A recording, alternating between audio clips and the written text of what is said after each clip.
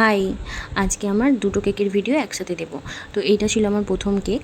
তো এটা প্রথমটা আমাকে একজন ছবি পাঠিয়েছিল। সে বলেছিল দিদি কেকটা এরকম ধরনের করবে। তো খুবই সিম্পল একটা কেক ছিল। তো আমি ওর মনের মতোই করার চেষ্টা করেছি। ও যেমন ছবি পাঠিয়েছিল আমি সেম টু সেম রাখার চেষ্টা করেছি। খুবই সিম্পল একটা কেক ছিল। আর সামনে থেকে কেকটা সত্যি বলতে অনেক সুন্দর দেখতে লাগছিলো। সিম্পল কেকগুলো অনেক সুন্দর লাগে তাই মাঝে মাঝে।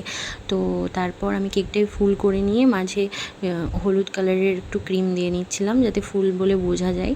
তো কেমন লাগছে তোমরা অবশ্যই আমাকে জানিও।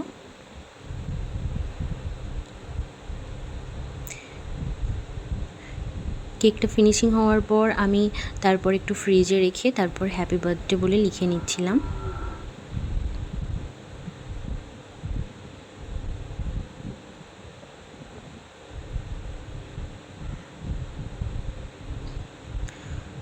প্রথমে আমি সাদা ক্রিম দিয়ে লিখে নিয়েছি, এরপর আমি এতে ইয়েলো কালারের একটা ক্রিম ইউজ করে ওর উপরে উপরে লিখে দেবো।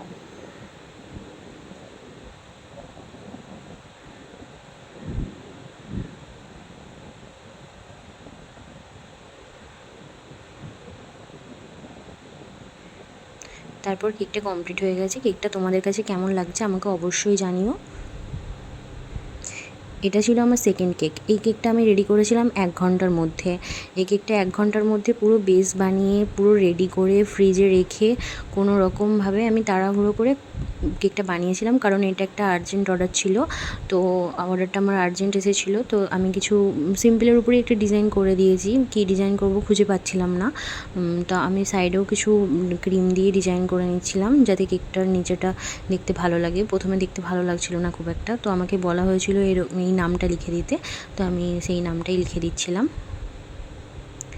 কেকটা কেমন হয়েছে তোমরা আমাকে জানিও। Tata, by.